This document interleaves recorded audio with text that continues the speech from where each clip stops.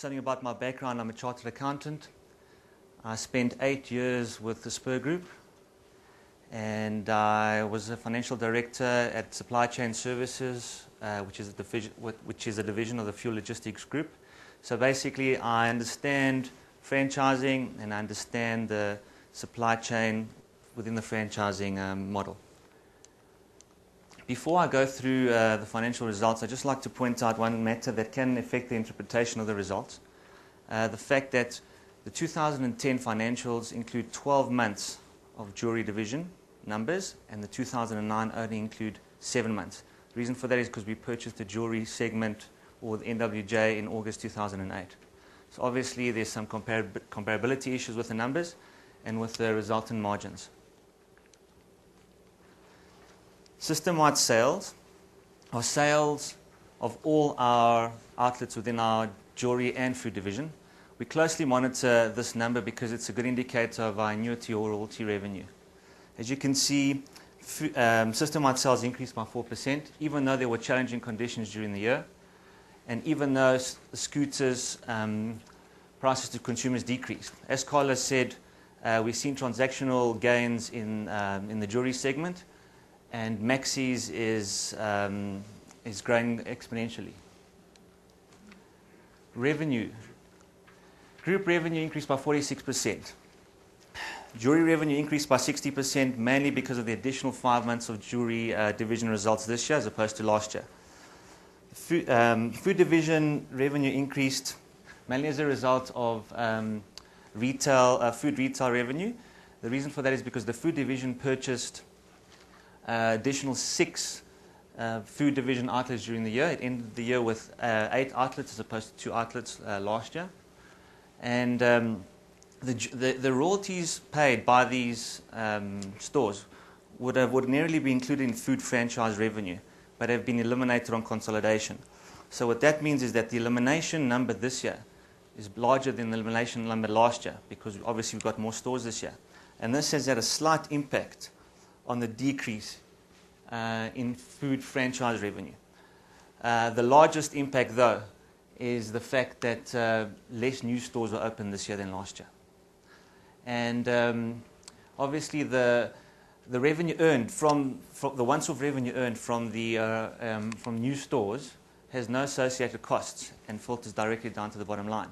So the lost revenue here is actually filtered directly down to operating profit. Future revenue.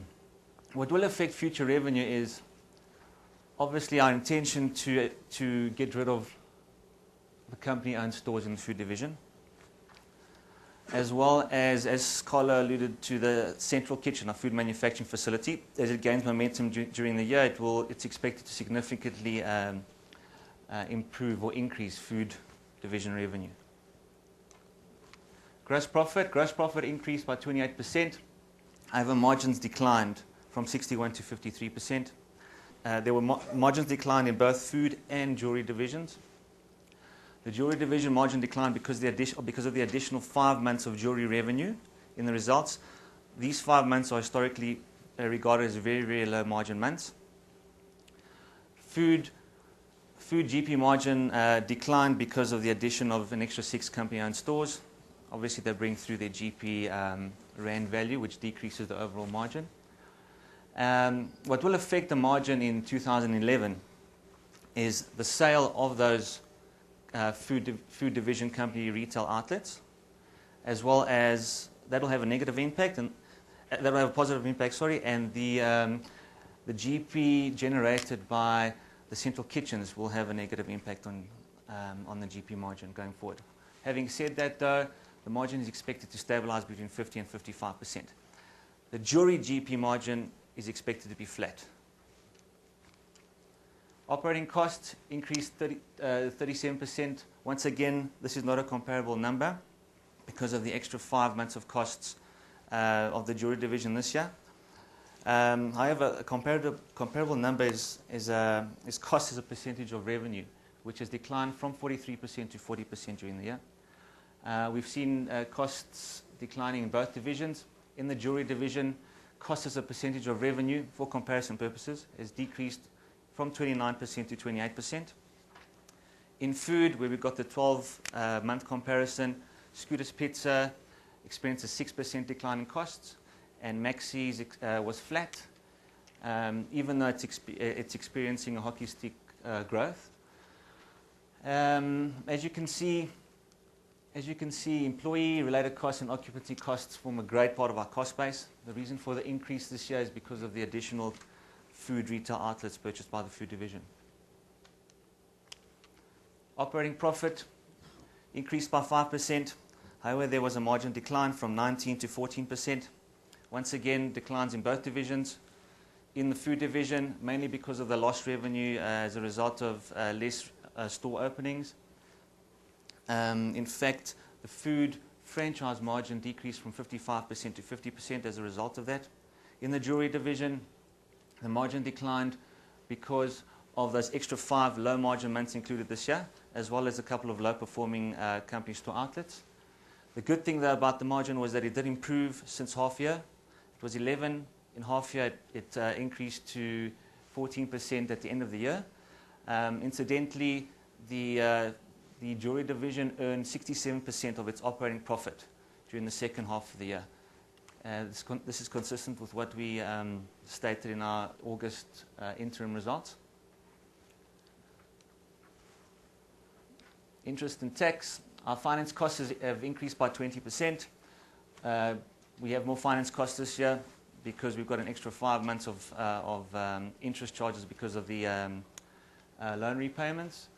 Having said that, we've maintained a relatively high interest cover, and I'd like to just point your attention to our effective tax rate this year, adjusting for the negative goodwill, is 25%. The reason for that is because there was an over-provision of tax in the 2009 financial year. The slide is self-explanatory. Earnings per share declined by 33.7% purely because of the negative goodwill that was there last year. And I'm sure you all know this, but we didn't issue more shares in 2010. That's merely a weighted average number of shares in issue in 2009. In terms of the balance sheet, our net tangible asset per share has increased. Our gearing has decreased as we paid down the debt. Incidentally, we paid 18.5 million rand of debt this year, and all of it, especially all of it, was internally was paid through internal cash generation. We still have 6.6 million rand that is attributable or that is required to be paid to the NWJ vendors. In the beginning of the year, we owed the NWJ vendors 10 million rand. That was because of a stock warranty on the purchase of NWJ. We paid 3.6 million rand to them this year, and subsequently paid 2.6 million rand in March this year.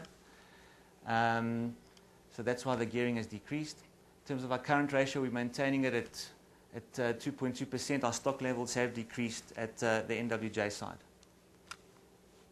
Cash flow, cash generated from operations increased to 34 million, 43%.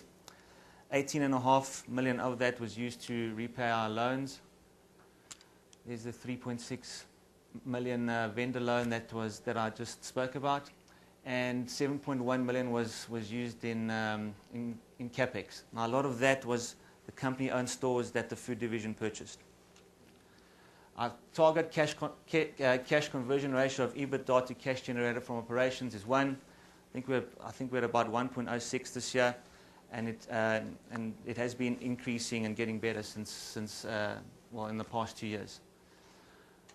So we only generated 1.8 million this year, but what really is exciting about the way forward is the following slide here. You can see our expected cash outflows are going to decrease going forward. We're still going to pay 15 million rand to the bank. Our final payment to the NWJ vendors is going to be in August this year. And the capex is decreasing, but mainly because of our strategy of getting rid of the company-owned stores that the food division has. And basically, with a cash conversion of 1 to 1, what anyone can conclude is the fact that in 2012, the good thing is that Taste will be sitting on a nice cash pile.